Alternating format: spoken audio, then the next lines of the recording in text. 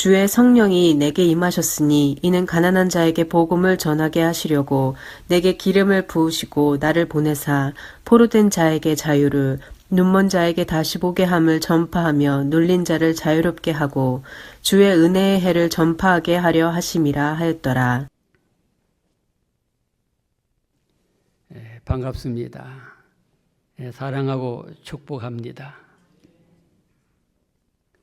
50년 이상 60년 가까이 서울에 살다가 또 불가피한 사정에 화성으로 이사가서 지금 적응하느라고 열심히 노력하고 있습니다. 오늘은 새벽 5시에 일어나가지고 5시 반에 출발해가지고 여러분들 대하니까 다른 때보다 더 좀 감개무량한 것 같아요. 참 반갑습니다. 감사합니다. 무슨 말씀을 전할까 몇 달을 고민하고 생각을 하다가 그래도 제가 좋아하는 성경 가운데 하나인 누가복음 4장 18절 19절 평소에 늘 암송하며 즐겨하는 말씀 중에 하나입니다. 이 말씀 안에 보면 이사야서 61장 1, 2절의 말씀을 나사렛 회당에서 예수님 적용을 하셨는데 주의 성령이 내게 임하셨으니 이는 가난한 자에게 복음을 전하게 하시려고 내게 기름을 부으사 나를 보내사 포로된 자에게 자유를 눈먼 자에게 다시 보게 함을 눌린 자를 자유케 하고 주의 은혜의 해를 전파하게 하심이라. 얼마나 놀라운 축복인지. 신구약 성경을 간추려서 핵심적으로 하신 말씀이라 보면 됩니다. 이 말씀을 바로 이해하면 예수님이 왜 오셨는가? 예수 믿는 내가 얼마나 행복한 사람인가? 이걸 알게 됩니다. 그래서 제가 어렸을 때도 가난하게 그렇게 가난하게 못 먹지는 않았습니다만 다 가난했지요. 우리 나라가 가난했으니까요. 그래서 이 가난에 대해서를 보면 두 가지 가난이 있습니다. 하나는 물질적인 가난, 하나는 영적인 가난이 있습니다. 이 나라가 얼마나 가난했던가. 사실은 오늘 이 말씀을 보면서 절실히 느껴지는 것은 예수 믿으면 영혼의 구원받고 또 우리 세상에서도 하나님께서 축복하셔서 잘 되는 복을 누린 것만은 틀림없습니다. 기복 사상이 아니라 복음이 바로 그러합니다. 기독교의 복음을 먼저 받은 나라가 대체적으로 선진국이 되었습니다. 예수 믿은 나라가 잘 되고 먼저 개발이 되고 또 이렇게 잘 살았던 것은 역사적으로 증명이 되고 있습니다. 로마가 복음받고 난 후에 세계를 지배한 놀라운 나라가 됐었지요. 해적의 나라가 신사의 나라로 변하면서 영국이 달라졌습니다. 제정 러시아 98%가 바로 시랍 정교로 대단했습니다. 그러나 교회가 부패해지니까 공산주의가 들어서면서 나라가 망가졌지요. 우리나라도 이제 잘 살게 된 것은 1985년도 개신교 복음이 들어오면서 잘 살기 시작을 했습니다. 선교사들이 들어오면서 학교를 세웠습니다. 병원을 세웠습니다. 문명 퇴치 운동이 일어났습니다. 글 모르는 사람이 얼마나 많은지 몰라요. 우리 어머니도 학교란 문 앞에도 못 가보신 분이에요. 우리 누나도 그래 했고 교회 다니면서 성경을 읽더라고요. 그리고 찬송가를 보고 찬송가 부르더라고요. 그렇게 달라기 시작했고 교육이 바뀌어지기 시작을 했습니다. 우리 나라가 50년대, 60년대, 5, 60년대는 참 못 살았어요. 가난했어요. 그 당시 세계에서 두 번째로 못 사는 나라였대요. 아프리카 아니요. 아무리 못 산 나라도 한국처럼 못 산 나라가 없었답니다. 그런데 하나님께서 이 복음이 들어오면서 미련한 머리들이 깨어지고 깨어나면서 공부하기 시작이 됐고 열심히 노력하고 일해서 하나님의 복을 받기 시작했는데 70년대에 그때는 기독교 그래도 좀 부흥해서 한 380만 명 됐답니다. 그런데 10년 사이에 얼마나 교회가 많이 세워지고 전도를 했던지 80년대 가서는 800만이 넘는 신자로 증가됐습니다. 놀라운 하나님의 은혜 축복인 줄 믿으시길 바랍니다. 할렐루야. 이때에 우리 교회도 세워졌습니다. 75년도. 참 놀라운 것은 그때 한국 교회가 기도 많이 했습니다. 전도를 많이 했습니다. 그때보다 문화권이 많이 달라져가 지금 현재 집집에 들어가서 전도하기가 좀 어렵긴 하지만은 그때는 문이 다 열려 있었어요. 교인들이 없으니까 할 게 뭐가 있어요? 다니면서 전도하는 거죠. 매일 전도가 일이죠. 전도하고 기도하고 전도하고 기도하고. 그때는 지방 곳곳 골짜기마다 기도 소리가 넘쳤어요. 기도원마다 기도가 막 차고 넘쳤어요. 기도하는 인파가. 뿐만 아니라 여러분들 삼각산 골짜기에서 올려나온 그 기도 소리가 서울을 좀 깨우쳤습니다. 이렇게 하나님께서 이 나라를 변화시키고 또 놀라운 은혜와 복을 주셨어요. 그러면서 세월은 점차도 놀라운 변화를 가져옵니다. 역사적인 변화. 1776년도 영국의 장로교 신자인 아담 스미스가 국부론이란 정제학 책을 저술했습니다. 그 후에 1863년도에 독일의 칼 막스가 이 신학교 2학년생이 성경을 바로 이해하지 못하고 바로 믿지 못하면은 바로 적그리스도가 되는 거지요. 이 칼 막스가 자본론이라는 책을 내었습니다. 그런데 이 두 권의 책이 세계 역사를 뒤바꾸는 엄청난 파장을 불러일으켜 것입니다. 아담 스미스의 국부론의 경제 이론을 채택한 나라들은 자유시장 경제를 도입하면서 자유민주주의 국가로 발전시켰습니다.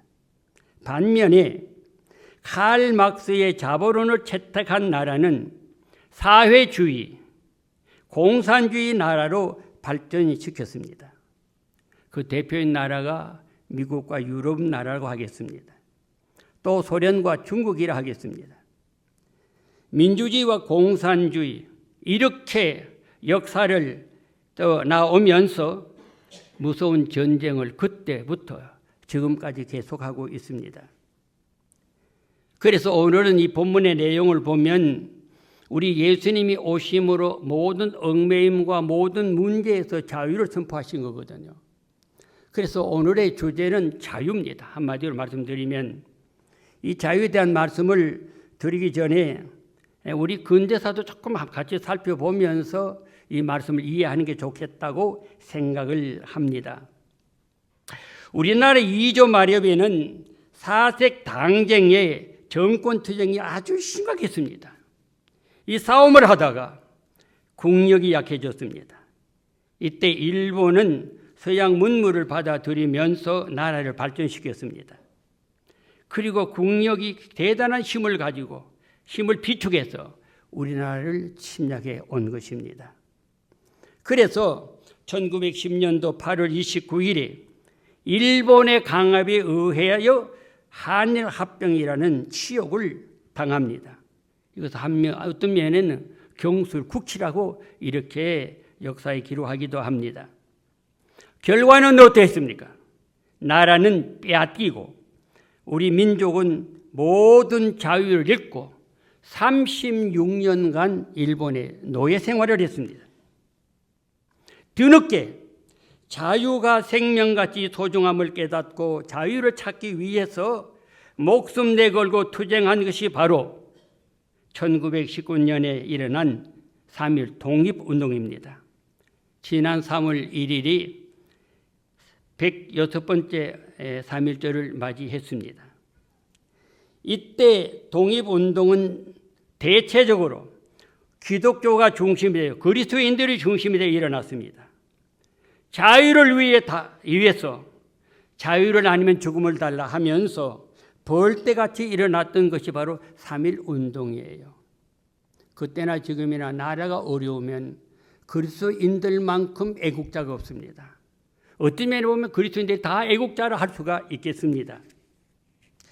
그런데 제2차 세계대전이 끝나면서 우리나라는 일본에서 해방이 됩니다. 그런데 해방이 되면서 나라는 평안하지 않았었습니다. 남한은 미 군정이, 북한은 소련이 군정하에서 친탁 통치를 받으면서 새 정부가 세워집니다. 이 과정에서 대혼란이 생깁니다.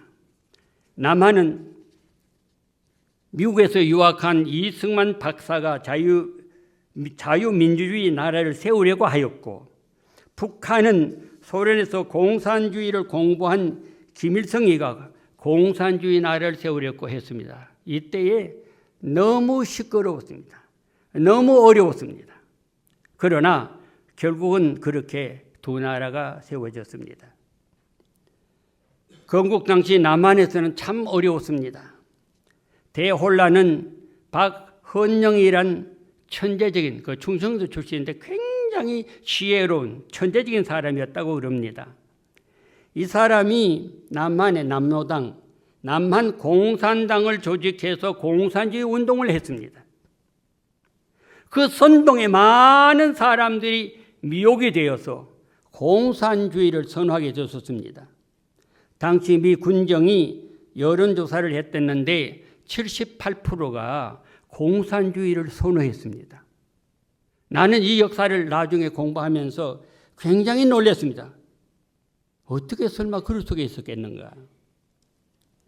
그때 남북 경제를 말한다면 남한의 GNP는 68달러, 북한의 GNP는 240달러였습니다.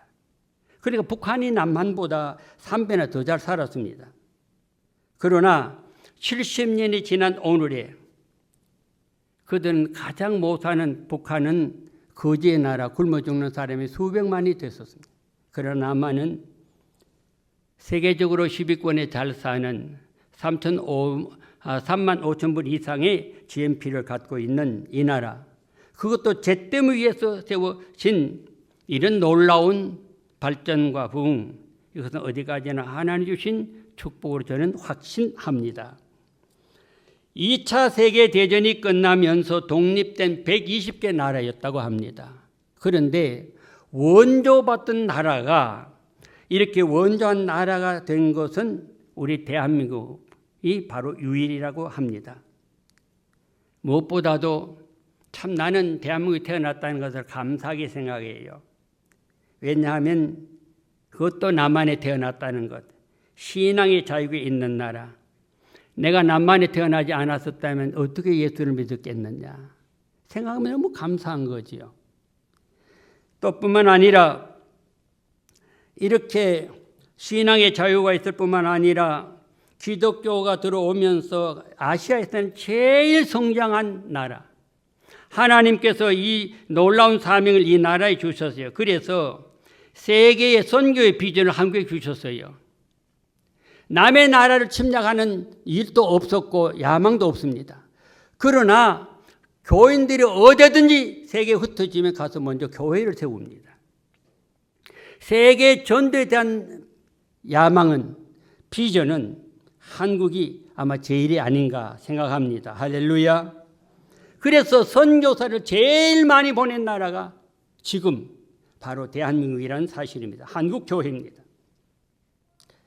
그런데 우리가 마음적으로 지금 아파하고 또 나라를 위해서 기도를 많이 해야 될 일들이 있습니다.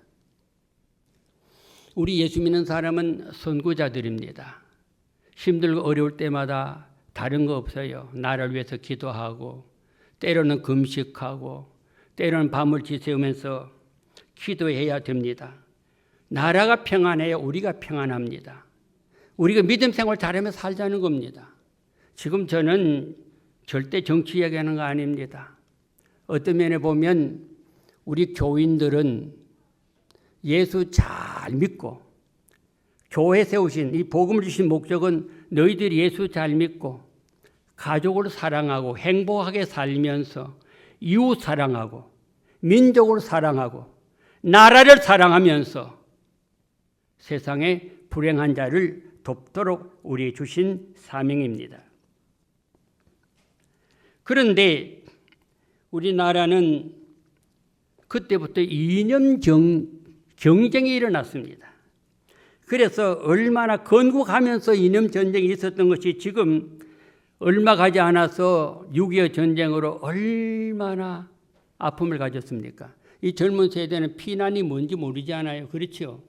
저는 9살 때인가 피난도 갔습니다. 그래서 비가 오고 하니까 못 하나 덮어 쓰고 갔던 기억이 나요. 그 전쟁이 얼마나 참혹했습니까? 그래서 김일성이가 소련을 엎고 이렇게 남침을 했습니다. 3일 만에 서울을 탈환했어요. 다 뺏겼습니다. 그리고 그 힘으로 낙동 최후 전투 보료인 낙동강 전선까지 침투해 왔습니다. 나라는 풍전등화이었습니다. 깜빡깜빡이면서 꺼질 직전에 하나님께서 미국을 비롯 중심한 유엔군을 보내주셔서 오늘 한국을 이래 살려놓은 겁니다. 얼마나 여러분들 감사한 일입니까? 그런데 우리 많은 사람들이 이런 역사를 잘 몰라요. 이렇게 우리가 잘 살고 하나님의 은혜를 입은 것을 모르는 자들도 적지 않다는 얘기입니다. 사랑하는 여러분들, 이 김일성이가 주장하는 사회주의, 공산주의 나라에는 종교의 자유가 없습니다. 교회가 없습니다.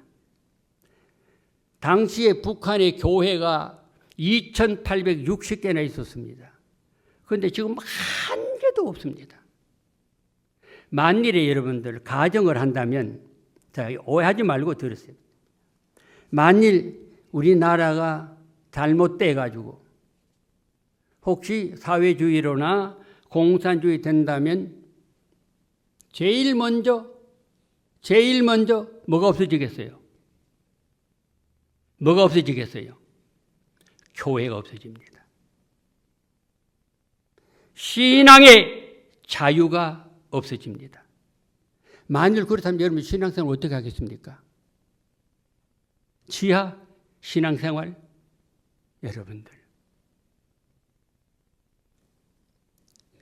하나님이 그래서 우리에게 주시는 가장 큰 축복이 자유입니다. 자유롭게 일할 수 있고 자유롭게 결혼할 수 있고 자유롭게 사업을 할 수 있고 자유롭게 우리는 살아갈 수 있다는 것, 신앙생활할 수 있다는 것, 축복 중에 복입니다. 하나님께서 인간을 창조하실 때 자유를 주셨어요. 기계로 만들지 않았습니다. 어떤 사람은 왜 하나님 죄를 짓고 내버려 뒀느냐, 그런 젊은이들도 없다나 있는데, 여러분들 자유롭게 살 수 있도록 에덴 동산에 살 수 있도록 축복해 주셨어요. 그런데 사탄이 와서 먼저 하와를 꿰입니다. 그리고 함께 아담이 같이 죄를 짓습니다. 금단의 선악과를 따먹지요. 죄를 짓고 그리고 난 후에 쫓겨납니다. 그때부터 죽음이 온 거예요. 그때부터 슬픔이 온 거예요. 그래서 예수님 오신 것은 예수 믿고 이 모든 죄에서 해방받고 행복하게 잘 살라고. 여러분들 예수 믿게 된 것은 여러분들의 가정이 영적인 문제에 그 영혼이 구원받고 여러분들이 이 땅에서 가장 누구보다도 행복하게 살라고 여러분들 예수 믿게 하신 줄 믿으시길 바랍니다. 그래서 옆 사람 보고 당신 예수 잘 믿어야 됩니다 합시다. 당신 예수 잘 믿어야 됩니다. 당신은 행복해야 됩니다. 이게 하나님께서 주신 복음이에요. 그리고 마지막에 세상 끝난 날에는 어디 오라? 천국 오라. 천당으로 오라고. 이게 오늘 본문이 선포한 복음의 핵심이라는 사실입니다. 지금 우리나라는 너무 어렵습니다, 여러분들. 우리 참 기도 많이 합시다. 기도 많이 합시다. 우리 그리스도인 진정한 예수 믿는 사람은 여당도 없고 야당도 없습니다. 진정 예수 안에 무슨 야당이 있고 여당이 있겠습니까? 없어요. 오로지 예수님 사랑하고 가족 사랑하고 내 이웃 사랑하고 성도 사랑하고 나라 사랑하면 뭐가 문제가 됩니까? 아무런 문제가 될 것 없습니다. 그래서 나는 지금 현재 세상 돌아가는 일에 보고 저는 그렇게 생각하면 기도하면서 전 정치 싸움으로 저는 보지 않고요. 하나의 영적 싸움으로, 영적 싸움. 영적 싸움. 그래서 에베소서 6장 나오는 말씀대로 영적 싸움이에요. 하늘의 권세들과 악한 자들과 공중 권세 자분들과 세상의 권세 잡은 자들, 세상의 권세 잡은 자들이 악한 하나님 뜻을 거역한 자들, 그걸 말하는 겁니다. 그러면 여기에 대한 바른 인식, 여기에 대한 바른 우리 사상을 가져야 할 것이라 그 말입니다. 그건 뭐세요? 예수 중심의 우리의 삶을 살아가는 것입니다. 그래서 너무 세상이 험악해지다가 보니까 어떤 면에 볼 때는 체제 전쟁 같기도 해요. 어떤 체제로 흘러갈 것인가? 과연 민주체제로 그대로 갈 것인가? 아니다 잘못되가 혹시나 사회주의 체제로 갈 것인가? 공산주의 체제로 갈 것인가? 설마 그렇게 하겠습니까? 그런데 굉장히 염려돼요. 그러다가 만일 위기가 되면 어떻게 신앙생활을 해야 되느냐? 그 자녀 손들을 생각해 보면 이렇게 잘 사는 나라에서 비참한 일이 생겨서는 안 되지. 만일 그래 생겨서는 안 되지. 그런 생각도 하지 말아야지. 저는 그래서 기도를 하기로 생각하기로 무슨 만일 인물이 있다면은 이제 순교의 정신을 갖고 살아야 되겠다. 순교자의 정신. 주기철 목사님 북한에서 그 북한 공산당들과 영적 싸움을 하다가 결국은 순교의 피를 흘리고 가셨습니다. 그런 시기가 오는가? 그런 시기가 온다면 각오하고 만일에 그렇지 않기를 기도해야 되고 온다면 목숨 걸고 우리는 싸워서 하나님의 교회를 지켜야 된다. 저는 그렇게 생각을 하고 기도하고 있습니다.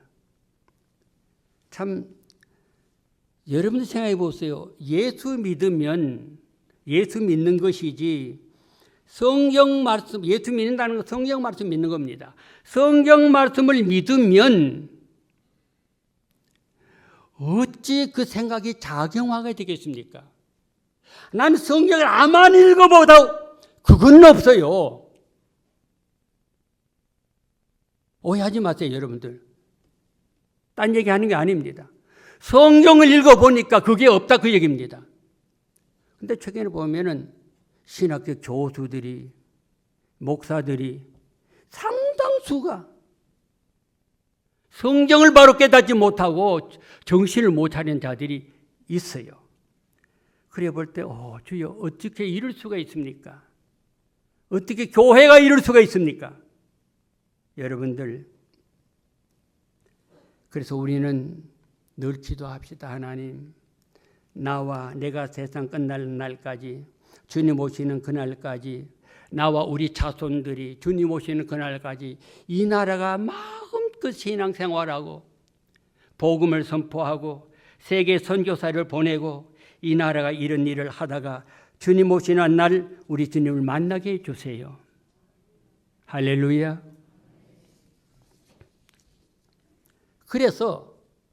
그러면 우리가 자유를 누리면서 이 복을 누리는 방법, 오늘 성경이 말씀하셨습니다. 첫째가 뭐냐? 내 마음을 가난하게 만들어야 됩니다. 가난한 자에게 복음을 전파하게 하시고, 내 마음이 가난해야 됩니다. 내 마음이 비어져야 됩니다. 내 마음에 있는 죄와 악한 것을 다 버리고 회개 운동을 일으켜야 됩니다. 회개해야 돼요. 나라에 죄가 많으면 주관자가 많다고 자문서에 말씀하고 있습니다. 이 나라가 혼란한 것은 날부터 시작해서 여러분들 우리 모두가 지은 죄가 얼마나 많습니까? 하나님 앞에 우리는 회개하고 두 손 들고 십자가를 붙잡으면 하나님께 이 나라를 구원해 주실 줄 믿습니다. 가난해야 됩니다. 내 마음이 가난. 너무 잘 살다가 보니까 먹고 살만하니까 기도가 적어져요. 먹고 살만하니까 이만한 위치에 있으니까 이렇게 되면 게으러집니다. 여러분들 마음을 가난하게 가져야 돼요.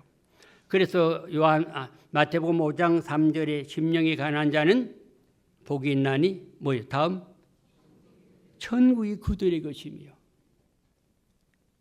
마음이 가난해. 여러분들 마음을 가난하게 비우고 오면 이 자리에서 은혜를 받습니다. 목사님 설교할 때라도 마음을 비우고 가난하면은 아멘, 아멘, 아멘 받아들여요. 이해가 안 되면 집에 가서 성경을 10번에 20번에 다 계속 읽어요. 하나님의 역사가 나타날 줄 믿습니다. 다음으로 이제 우리 보면 뭐예요? 이제 여기에 예수님은 마음이 상한 자를 고쳐주시는 분입니다. 상처받은 사람이 상처를 치료하지 않으면은 가정을 이루어도 부부 사이에서 계속 상처를 줍니다. 내가 상처받은 말을 상처 많이 받았으면 나도 모르게 남에게 상처 주는 말을 합니다. 어떤 사람 말만 던지면 그 사람은 톡톡 건드려가지고 막 뒤집어 놓습니다. 이 사람이 들어가면 그 좋은 분위기를 확 바꿔버립니다. 쌀쌀한 찬바람이 납니다. 여러분들, 왜냐하면 그 사람이 나빠서 그렇다기보다는 상처받은 것들이 많아서 상처를 치유하지 못해서 그렇습니다. 가끔 그렇지 않아요? 좀 이상적인 상처 있는 자가 교사가 되었다, 지도자가 됐다, 그럴 때에 많은 사람들이 상처를 줍니다. 그러면 내가 먼저 상처를 치료받아야 돼요. 그래서 예수님 오신 목적이 뭐라고요? 마음이 상한 자를 고치며, 마음이 상한 자를 고치며. 여러분들 살아가면서 마음 상한 게 많지 않아요? 이 사람의 감정이 참 무섭습니다. 한번 감정이 이렇게 말이 잘못 들어서 거의 구부러지면 잘 펴지지 않아요. 그래서 여러분들 살아오면서 상한 심정들이 많지 않겠어요? 이 사람에게 터지고 저 사람에게 터지고, 나는 죽어도 그 아무 집상, 그 아무 누구는 나는 꼴도 보기 싫어. 혹시 그런 사람들이 있습니까? 왜냐하면 그 사람의 상처가 너무 커서 그래요. 상처가 치료받으면 그 문제가 해결이 됩니다. 아멘입니까? 그래서 우리 예수님이 용서를 먼저 주신 겁니다. 내가 예수 그리스도 안에서 용서함을 받으면, 죄 사함을 받으면 남을 용서해 주는 넓은 마음이 생겨집니다. 그래서 우리가 때론 많은 사람들이 좁아지기 쉽지 않아요. 그럴 때마다 기도를 이렇게 해서, 하나님 아버지, 내 마음이 너무너무너무 좁아집니다. 하나님, 내 마음을 넓혀달라고 막 하나님께 기도하는 거죠. 내가 해결할 수 없는 것 우리 주님이 해결해 줍니다. 그래서 여러분들 그래서 제가 말씀드리는 것도 마찬가지입니다. 우리가 할 수 없잖아요. 지금 현재 나라에 시끄럽고 어려운 거. 이렇게 돼서는 안 되지 않아요. 솔직하게. 이건 누가 어떻게 해결합니까? 누가 합니까? 그래서 우리 힘으로 안 되니까 아버지 하나님 해 주십시오. 그러니까 교회가 깨야 되는 거예요. 교회가 이때쯤 되면 막 24시간 우리 기도를 선포하고 막 기도하고 몸부림치고 하나님 나라 살려달라고 기도하면 역사가 일어나는 겁니다. 하나님 하신 줄 믿으실 바랍니다. 니느웨 도성이 사흘이면 완전히 망하고 완전히 없어진다 그랬습니다. 하나님의 말씀은 진실합니다. 절대로 거짓말하지 않습니다. 사흘 이후에면 니느웨가 망하리라 하셨을 때에 왕으로부터 비롯해서 제에 앉아 회개하고 눈물 흘리며 기도했습니다. 그래서 니느웨를 살려주신 거예요. 우리 나라를 위해서 여러분들 우리 기도입니다. 그러면 먼저 우리가 말씀드린 대로 내 상한 심령, 상한 육체 고침받아야 됩니다. 나도 미안합니다마는 나이 들어가니까 힘이 많이 떨어졌어요. 이 손자가 13개월 됐는데, 30개월이 됐는데, 안아보면은, 힘들어 못 안아요. 참, 그래서, 주여, 언제 내가 벌써 이렇게 됐습니까? 쌀 항아만이도 번쩍번쩍 들어 옮겼는데, 이걸 말하면 20kg도 안 되는 애 하나 못 안가지고 절절절 내려앉는 거야. 우리 육체가 약하면 별 수 없습니다. 치료받아야죠. 물론 의학적 발달이 돼서 의학적으로도 많이 합니다만은 그러나 나가서 우리 하나님 앞에 기도해야지요. 병원이 못할, 의사가 못하는 것, 약이 못하는 것 누가 하겠습니까? 우리 주님밖에 없지 않아요. 그래서 우리가 진정 하나님의 도움을 구하면 하나님 우리를 도와주는 줄 믿으시길 바랍니다. 그래서 마음이 상한 자를 고쳐주시고 그랬어요. 포로된 자에게, 갇힌 자에게 하나님 놓아주신다. 풀어주신다. 보이지 않게 많은 사람이 얽매입니다. 직장에 얽매이고 사업에 얽매이고 이러다 보면 스트레스가 막 사라지는 거 아니에요. 이 스트레스를 풀어야지 계속 두면 병이 됩니다. 그래서 가장 현대 무서운 병 중에 하나가 뭐냐? 스트레스라는 겁니다. 만병의 원인이라는 겁니다. 이런 사람에게 우리 주님께서 말씀하시기를 뭐라 그랬어요? 따라합시다. 항상 기뻐하라. 항상 기뻐하라. 여러분들, 항상 기뻐하라. 무슨 말입니까? 아니, 기쁨이 없는데 왜 기뻐하겠어요? 문제는 뭐예요? 내가 이 문제를 해결해 주겠다. 내가 다 해결해 주었으니 너희들은 기쁘게 즐겁게 살아라. 바로 그 말씀이에요. 상한 심령, 상한 육체, 오늘 우리 예수님께로 말미암아 다 치료받고 가시기를 주의 이름으로 축복합니다. 내가 온 것은 의인을 부르러 온 것이 아니라 죄인을 불러 회개시키러 왔다. 회개하면 평안하거든요. 회개하면 힘이 솟아나거든요. 회개하면 기쁨이 나타나거든요. 그래서 이 말씀, 이 성경 말씀이 우리를 치료합니다. 이 성경 말씀이 죽은 사람을 살립니다. 그래서 요한복음 5장 24절에 내 말을 듣고 또 나 보내신 이를 믿는 자는 뭐요? 내가 보내신 이를 믿는 자는 뭘 얻었고? 무엇을 얻었고? 무엇을 얻었고요? 좀 더 크게 무엇을 얻었어요? 영생을 얻었고 내 말을 듣고 나 보내신 이를 믿는 자는 뭘 얻어요? 영생을 얻었고 사망에서 생명으로 옮겨졌느니라. 주님이 해주시기 때문에 바로 그렇습니다. 그래서 우리 주님이 말씀합니다. 이제 요한복음 1장에 보면 1절에 태초에 말씀이 계신데 이 말씀이 하나님과 함께 계셨으니 곧 이 말씀이 하나님이시라. 그런데 그 말씀이 로고스로 이제 원문에 기록되어 있어요. 로고스가 바로 말씀입니다. 이것이 요한복음 1장 14절에 가서 보면 이 말씀이 육신이 되어 우리 가운데 거하신다. 예수님, 말씀이 예수님이 되어 예수님으로 이 땅에 오셔서. 그러니까 말씀이 예수님이요, 예수님이 말씀이에요.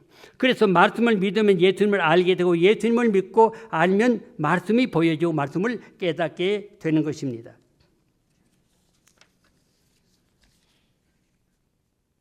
그래서 위대한 사람은 대체적으로 하나님 말씀을 너무너무 좋아하는 사람이에요. 역사적으로 가장 위대한 지도자로 꼽히는 분이 바로 다윗입니다. 그래서 다윗은 시편 18편 1절에 나의 힘이 되신 여호와여 내가 주를 사랑하나이다 라고 하셨습니다. 나의 힘이 되신 여호와여 내가 주님을 사랑합니다. 우리가 신앙의 자유를 누리며 산다는 것 얼마나 큰 축복입니까? 그래서 만병에 근원된 모든 것들을 주님 앞에 내어놓고 맡기면 됩니다. 그래서 우리 주님께서 기뻐하라 감사하라 말씀하신 것은 내가 문제를 해결해 주었으니 내게 맡기고 그렇게 살라는 겁니다. 마태복음 11장 28절 우리 아는 거 한번 같이 암송해 봅시다. 시작. 수고하고 무거운 짐진 자들아 다 내게로 오라 내가 너희를 쉬게 하리라. 맡겨야 쉴 거 아니에요. 그런데 우리 예수 믿는 사람들 성경은 잘 아는데 몰라서 그런 분도 있지만은 안 맡기지요. 맡길 때에 해결이 됩니다. 우리 장로님 권사님이 우체국을 하기에 가끔 가서 이제 맡깁니다. 해외도 갈 걸 이제 물론 보내고 또 지방도 보내고 그러면은 한 2, 3일 되면 전화가 와요. 딱 문자가 늦게 와요. 맡기신 귀한 물품이 전달이 됐습니다. 이야, 기가 막히대요. 뭐 그렇게 내가 가려면은 며칠 걸릴 텐데 그 다음 날 가더라고요. 맡겨야 됩니다. 무거운 짐을 나 홀로 지고 견디다 못해 쓰러질 때 불쌍히 여겨 구원해 주리 은혜의 주님 오직 예수. 맡기고 자유하시기를 주의 이름으로 축복합니다. 눈먼 자를 보게 하겠다는 겁니다. 그래서 우리가 성경 읽고 때로는 잘 안 보이는 게 있잖아요. 기도하는 거예요. 보여달라고. 사업하다가 잘 안 보이면은 하나님 보여달라고 기도하면 되는 거예요. 시험 치다가도 안 되면은 하나님 보여달라고 기도하면 되는 거예요. 계속하고 열심히 노력하다 보면 하나님께서 역사하실 줄 믿으시길 바랍니다. 시각장애자는 아무것도 못 봅니다. 모세는 신명기 34장 보면 7절에 죽을 때 나이가 120세였으나 그의 눈이 흐리지 아니하고 하였고 기력이 쇠하지 아니하였다.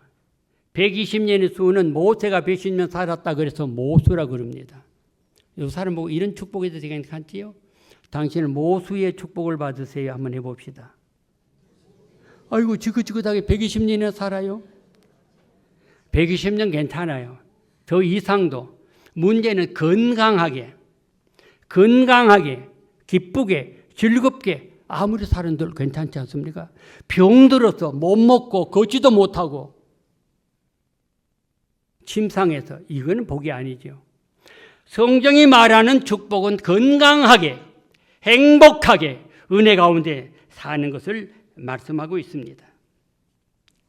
그래서 우리가 예수 믿고 은혜 받고 즐겁게 살다 보면은 저절로 찬송이 나오지요.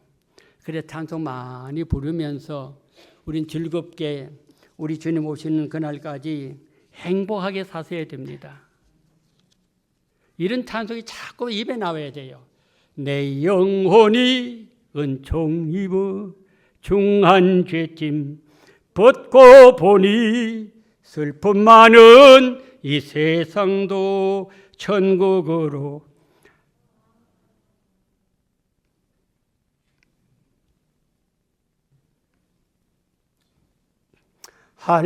할렐루야 찬양하세 내 모든 죄 사함 받고 주 예수와 동행하니 그 어디나 하늘나라.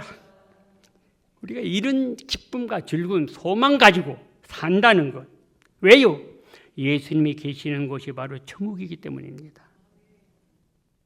그래서 우리가 이 하나님의 말씀을 믿으면 그 믿음이 내 마음에 평안을 주고 그 믿음의 말씀을 깨닫게 하고 그 말씀대로 살아갈 때 우리 하나님 우리를 지켜주고 우리를 돕고 우리와 함께 하신다는 사실입니다. 결론입니다.